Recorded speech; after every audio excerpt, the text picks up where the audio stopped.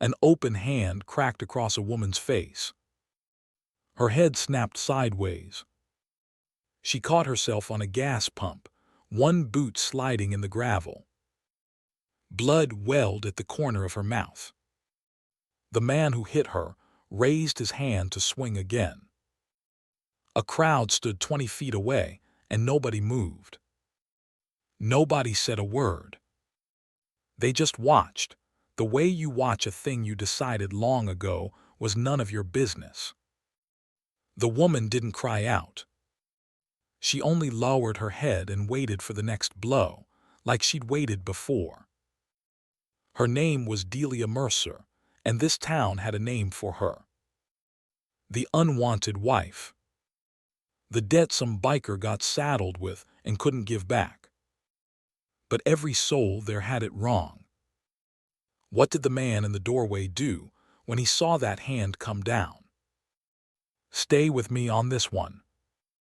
Coalinga sat out where the interstate forgot to matter, a dust-colored strip of California with a gas station, a hardware store, and the Coalinga Roadhouse holding the corner like it had something to prove. The Roadhouse served eggs all day and coffee that could strip paint, and the gravel lot out front was always half full of motorcycles. It was a Hell's Angels place. There wasn't a sign, but everybody in 3 counties knew that if you wanted trouble, the Roadhouse was the last door in the world you wanted to walk through looking for it. Delia worked the counter there. 2 years, and half the regulars had never heard her voice above a murmur. She poured coffee before you asked and cleared plates before you finished, and she kept her eyes down like a woman who'd learned somewhere that looking a man in the face got you hurt. There was a 3-legged dog that lived under that counter, a scruffy brown mutt named Biscuit who'd lost a back leg to a truck tire and hopped around on the other 3 like it was nothing. Delia kept him fed on bacon ends, and when it was slow, she'd crouch down and talk to that dog in a low, warm voice nobody else ever heard. The town had its story about her, and folks loved it.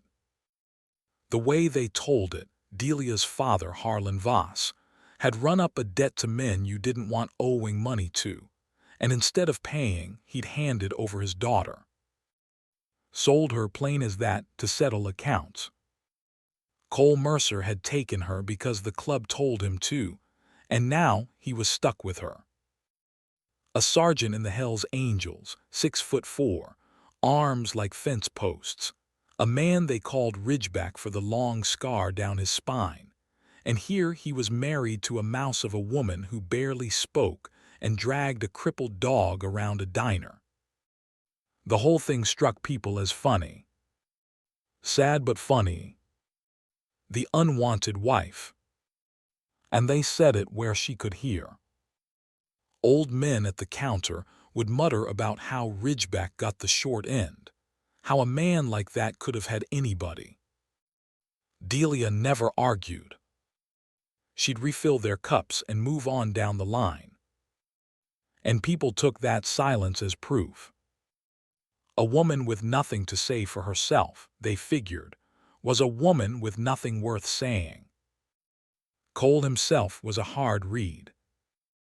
He came in most mornings, took the stool at the far end where he could watch the door, and drank his coffee black. He didn't paw at her the way some of the men pawed at their women. He kept a careful distance, and that fed the story too. See, folks said, he can't even stand to sit near her. What they didn't notice was where his eyes went. Every time a stranger's voice got sharp at that counter, Cole's eyes went to Delia first. Every time. He tracked her across that room like a man watching the one thing in it that mattered, and nobody put it together, because it didn't fit the story they'd already decided to love. Here's the thing about a small town. Once it makes up its mind about a person, the truth can walk in the front door and order pie and still not change a thing. Delia knew that. So she stopped trying. She let them have their story because it kept them at a comfortable distance, and distance was the closest thing to safety she'd ever known. Then, on a Tuesday in the dry heart of August, a mud-brown pickup with a cracked windshield rolled into the lot, and the story everybody loved started to come apart. Delia was carrying a plate of hash to table 4 when she saw the truck through the front glass. She stopped so fast the hash slid to the edge of the plate. Every bit of color went out of her face. She set the plate down at the wrong table without a word, walked back behind the counter, and crouched down next to Biscuit, one hand flat on the dog's side like she was steadying herself on the only friend she had. A couple of regulars watched a lean, weathered man climb down from that truck, hitch his belt, and squint at the roadhouse like he owned the ground it stood on. That was Harlan Voss, her father. He came through the door and let it bang behind him. Maybe 60, ropey and hard, with a face that had spent a life sneering. His eyes swept the diner and landed on Delia, and his mouth curled up in something that wanted to be a smile and wasn't.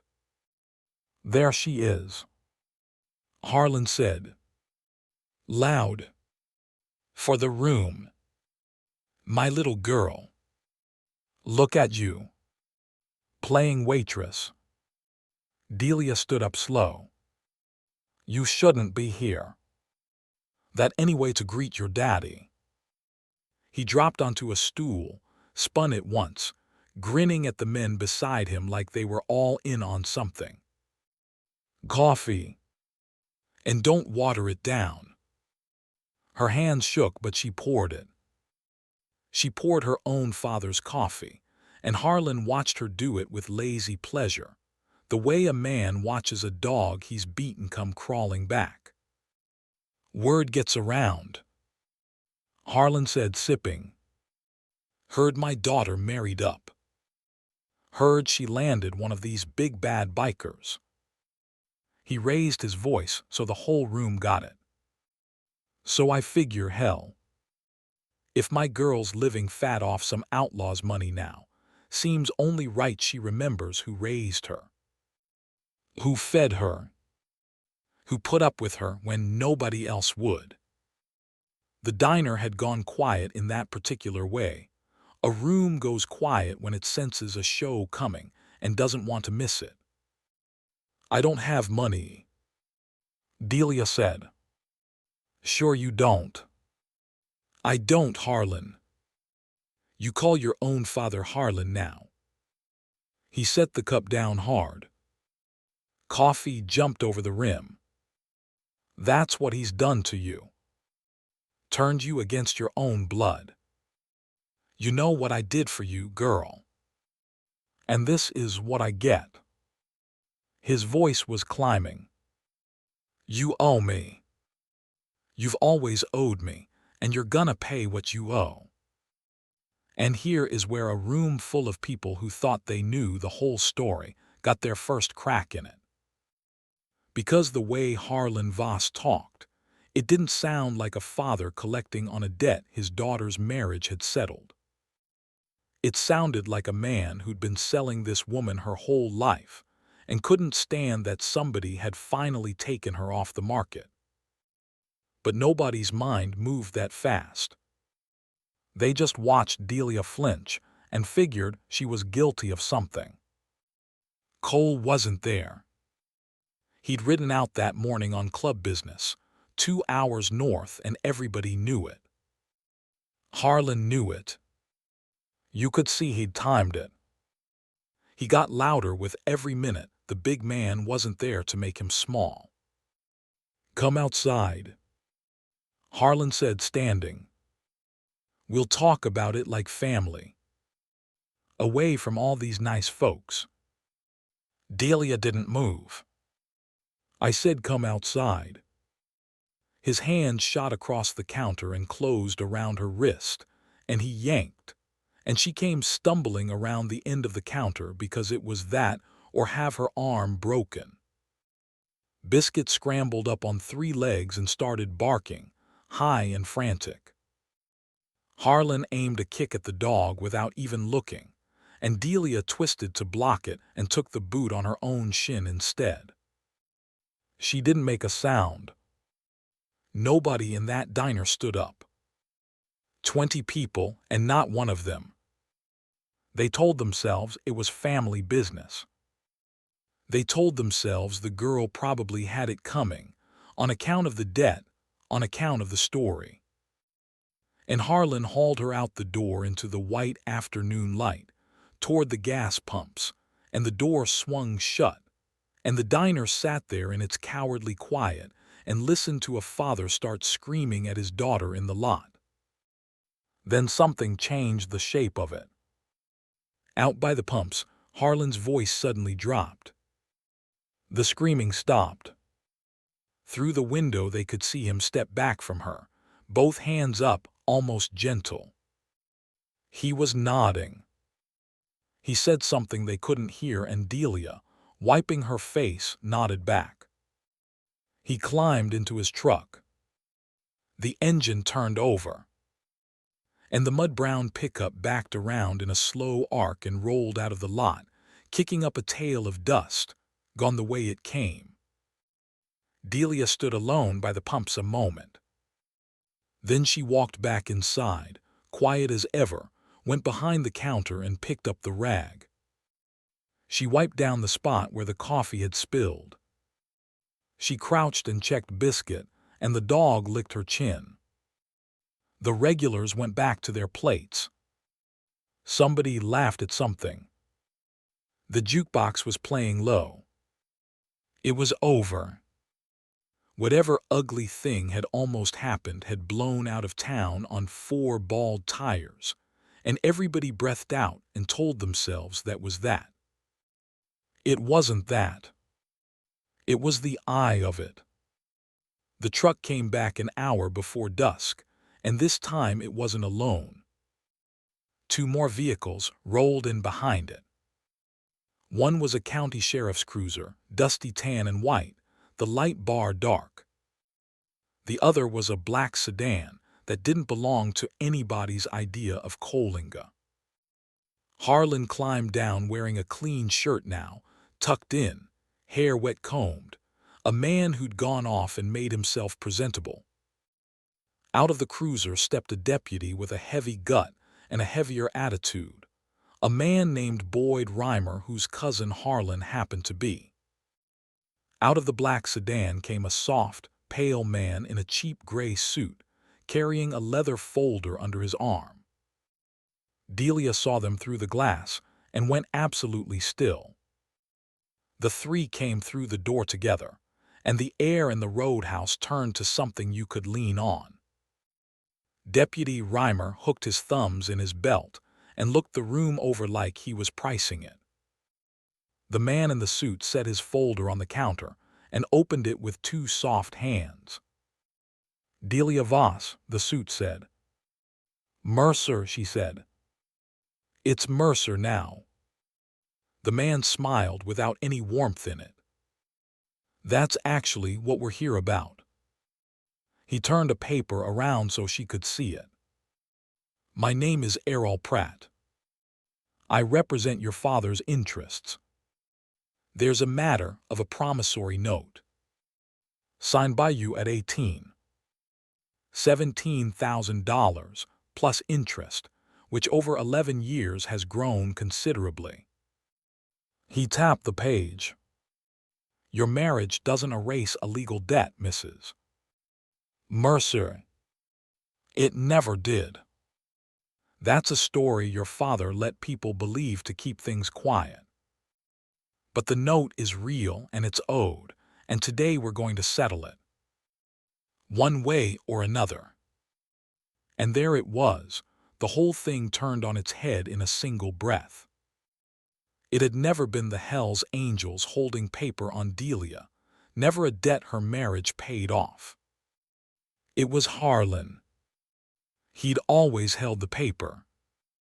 He'd invented the story about selling her to the club and let the whole county chew on it. Because a woman the town pitied and sneered at was a woman nobody would think to protect. He'd been circling back her whole life to collect, and now he'd brought a lawyer and a crooked cousin with a badge to make it stick. "I never signed anything," Delia said. Her voice was barely there. "You did," Pratt said pleasantly. "At 18. In your father's kitchen. Perhaps you don't recall." Of course she didn't recall signing a legal note at 18. Because it never happened the way they said. But that's how this kind of trap works. They don't need the truth. They need a piece of paper and a badge in the room, and a woman who's been taught her whole life that fighting only makes it worse. Deputy Reimer leaned on the counter. "Now here's how this goes, sweetheart. You can settle the debt. Or I can arrest you for defaulting on it, which I am fully within my rights to do." He wasn't. That's not how debt works. But who in that room was going to correct a deputy? "You'll spend tonight in a cell in Hanford, and we'll sort the money out from there. Your choice." The regulars weren't laughing now.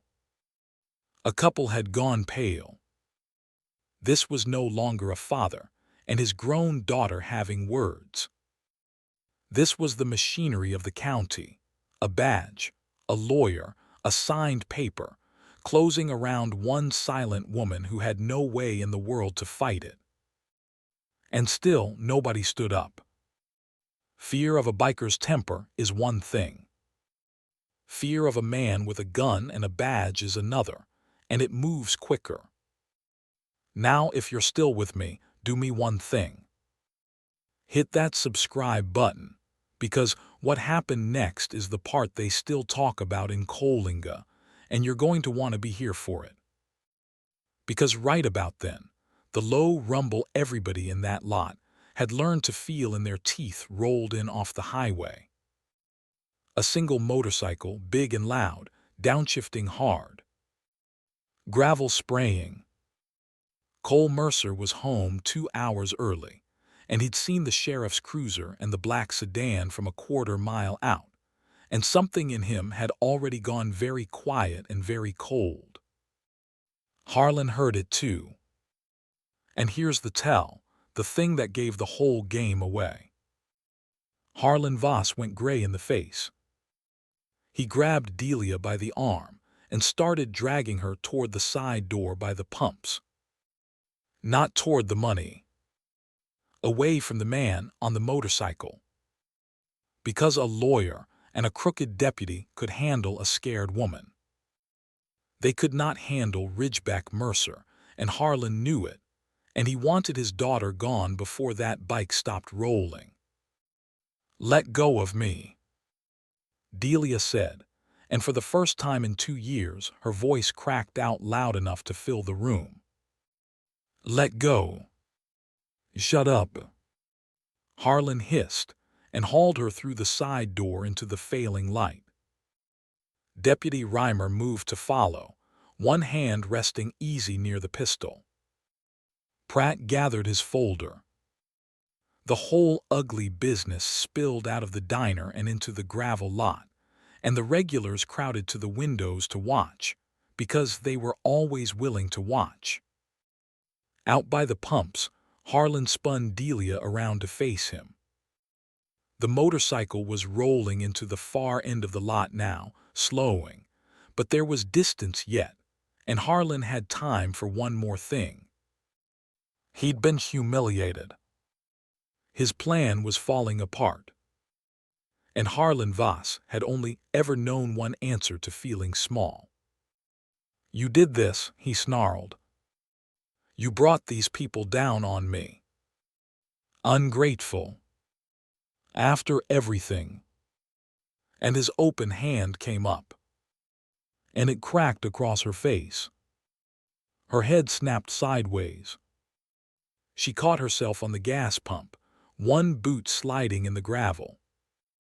Blood welled at the corner of her mouth. And Harlan, breathing hard, raised his hand to swing again. The motorcycle's engine cut. You want to know what Cole Mercer did when he saw that hand come down? Here it is. He came off the bike before it fully stopped, and the machine dropped in the gravel behind him with a crash nobody heard, because everybody was watching the man. He crossed that lot in maybe 6 strides. He didn't run. That was the thing people remembered. He didn't run, didn't shout, didn't work himself up. He just walked, fast and straight, a 6'4" wall of a man closing the distance with his eyes locked on the hand Harlan had raised, and the whole lot understood in one shared, held breath that they had all been catastrophically, shamefully wrong about something. Harlan's second swing never landed. Cole's hand closed around the older man's wrist in midair and stopped it dead, like a door slamming into its frame. Harlan gasped.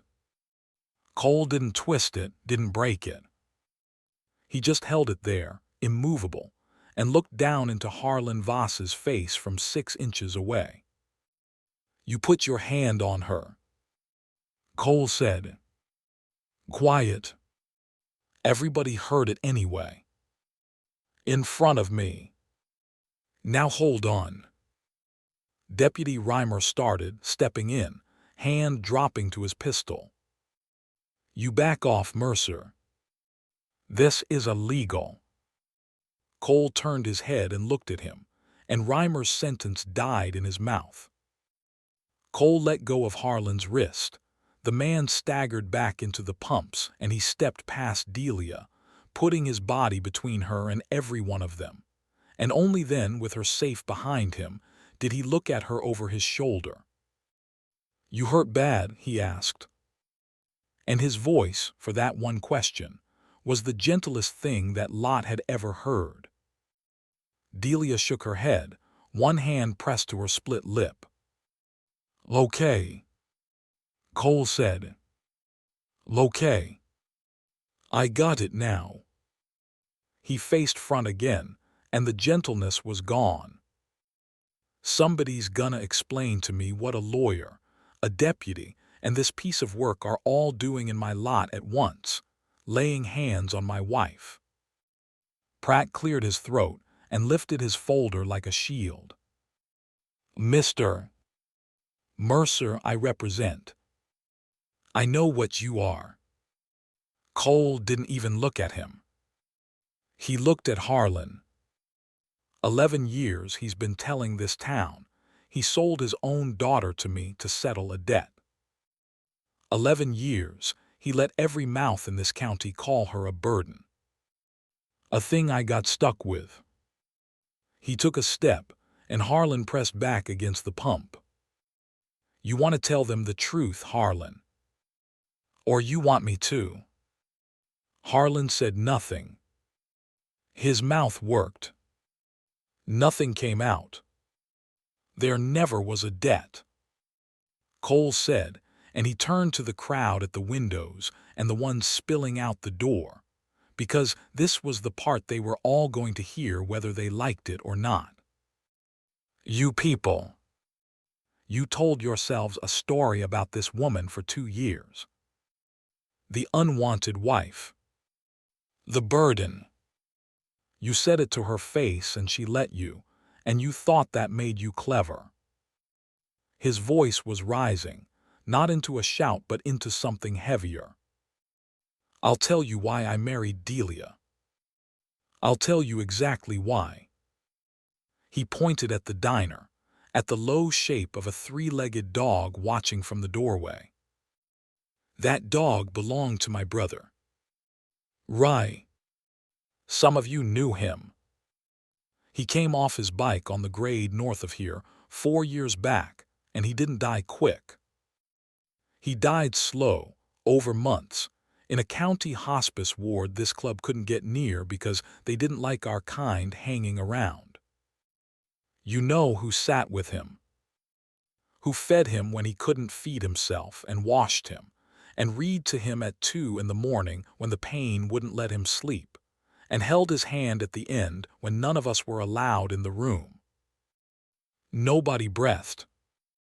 Her, Cole said, and his voice broke on the word, and this enormous scarred man did not care who saw it. A nurse's aide, working doubles for nothing, who took my brother's dog home when he passed because there was nobody else. She never told us who she was. And when I came to thank her, you know what I found? I found she was living in that man's house. He jabbed a finger at Harlan. Getting beat. Getting worked like a mule. Getting told she owed him for the air she breathed. Getting sold near enough to whoever he could squeeze. He walked back to Delia and stood beside her, not in front of her now, beside her, and that was the whole point of it. So I married her, Cole said, to give her my name and this club at her back, and one place in the world where no man could touch her. I never once thought she was lucky to have me.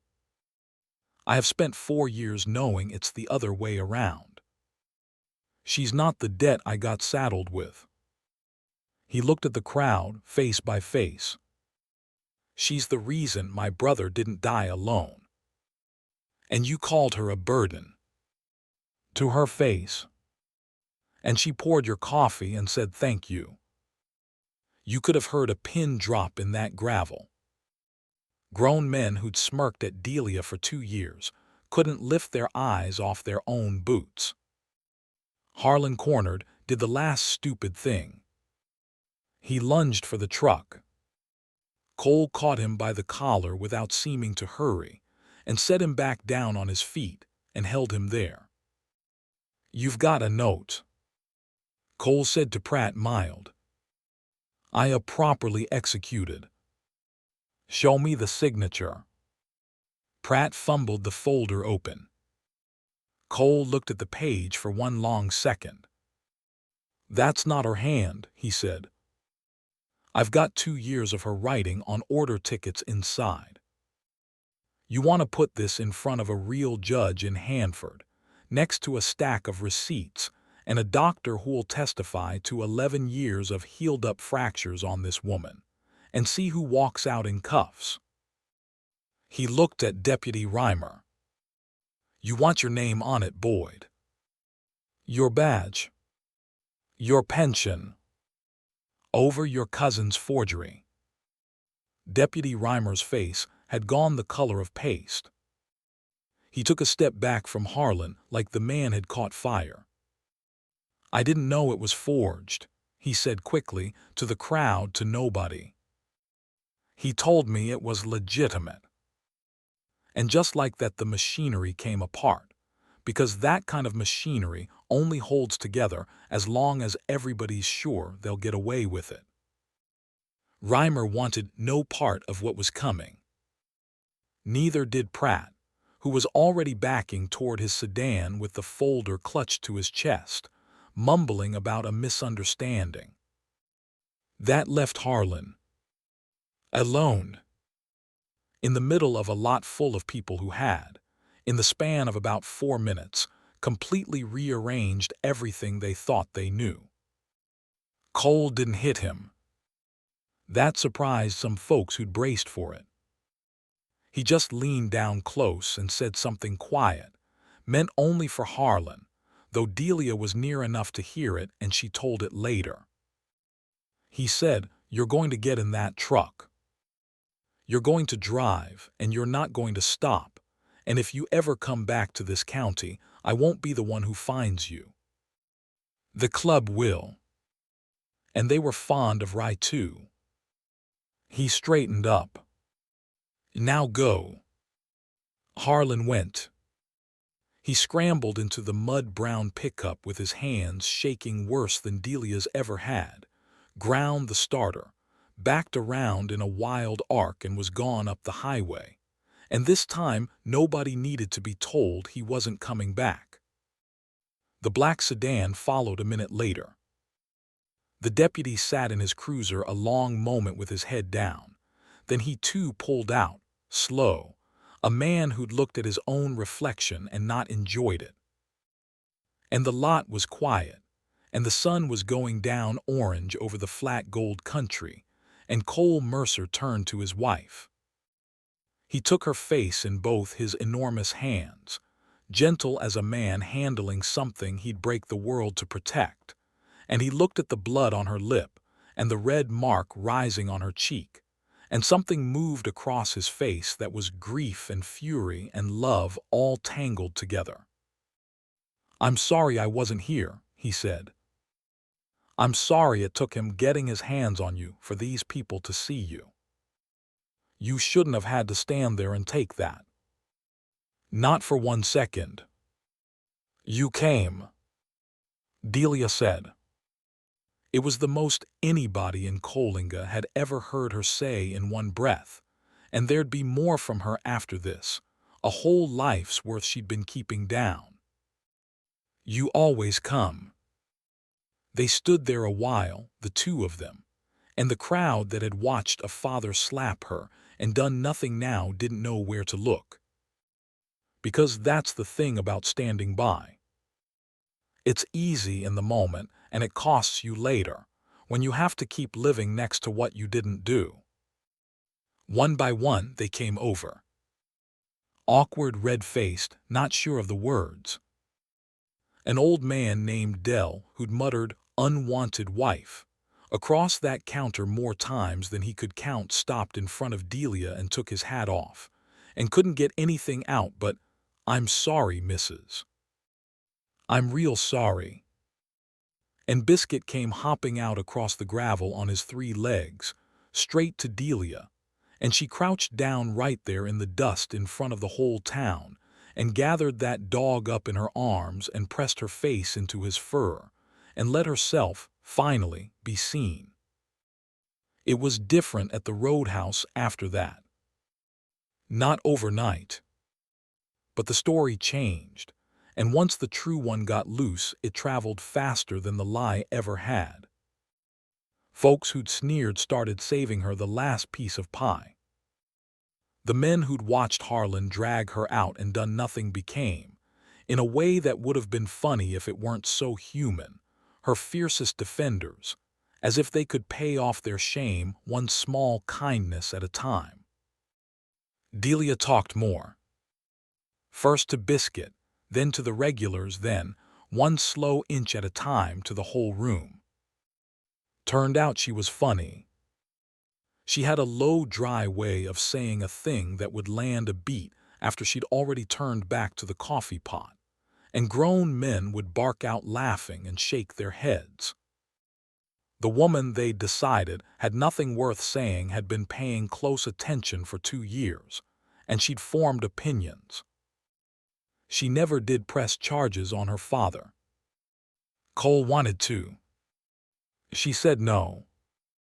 She said she'd spent her whole life letting that man live inside her head rent-free, and the day he drove out of that lot was the day she evicted him, and she wasn't about to invite him back in through a courtroom. Cole didn't understand it, but he let it be. He was learning that his quiet wife knew some things about survival that a man built like a wall had never had to learn. They'd sit out back in the evenings and watch the light go down. Biscuit between them, not saying much. They were both people who'd learned young that talk was cheap and quiet was safe, and they'd found in each other a person you didn't have to fill the silence for. That's a rare thing. Rarer than what folks call love, and it lasts longer. One evening, months on, Dell came out back to where they were sitting, turning his hat in his hands the way he did, and he asked the thing the whole town had wanted to ask and never had the nerve. He asked Cole why he'd never, in 2 years, corrected the story. Why he'd let people call her a burden to her face, when one sentence from him would have stopped it. Cole thought about it a while. Then he nodded at Delia. "Wasn't my story to tell," he said. "It was hers. And she wasn't ready. A man doesn't get to decide when a woman's ready to be seen. He just stands where she can find him when she is." He reached over and took his wife's hand, the scarred fingers folding around hers. "I'd have stood in that doorway 40 years if that's what it took." Delia didn't say anything to that. She just leaned her head against his shoulder, and the three-legged dog sighed in his sleep, and the sun went down over Coalinga the way it always did, careless and gold and enormous, on a woman who'd finally stopped waiting for the next blow. And if you ever pass through that dusty stretch of California and stop at a roadhouse full of motorcycles for a cup of coffee that'll strip the paint off your teeth, and a quiet woman with a scar of a smile pours it before you ask, "Mind your manners," say thank you and mean it. Because you never do know, do you, who the person in front of you really is. The town of Coalinga learned that the hard way. It only takes one hand raised in a parking lot and one man crossing the gravel to turn every cruel thing a place ever whispered into a lesson it never forgets.